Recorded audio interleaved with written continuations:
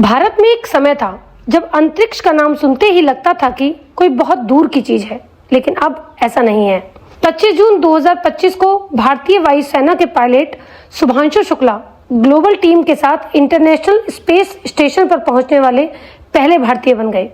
राकेश शर्मा के बाद शुभांशु शुक्ला अंतरिक्ष में जाने वाले दूसरे भारतीय यात्री हैं।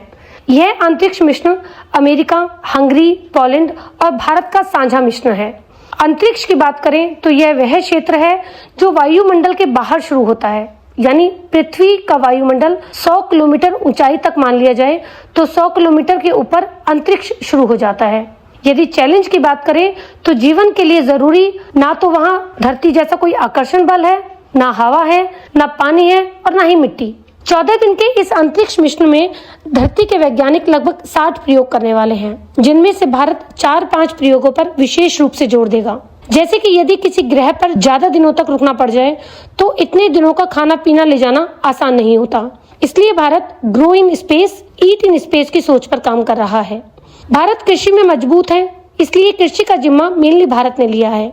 बिना मिट्टी, बिना गुरुत्व के अन्न कैसे उगाया जाए, पानी की जरूरत को कैसे नकारा जाए और प्रकाश की इसमें क्या भूमिका होगी, ये सारे प्रयोग मुख्य रूप से भारत की जिम्मेदारी होंगे।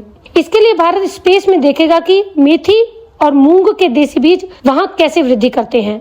दूसरे प्रयोग में भारत देखेगा कि लंबे समय तक स्पेस में रहने के लिए शरीर को कैसे ढाला जा सकता है, क्योंकि अंतरिक्ष में हड्डियां कमजोर हो जाती हैं, मांसपेशियां सिकुड़ जाती हैं और प्रतिरक्षा तंत्र कमजोर हो जाता है। इसके लिए भारत अमर रहने वाले सूक्ष्म जीवों का उपयोग करेगा कि अंतरिक्ष में वे कैसा बर्ताव करते हैं।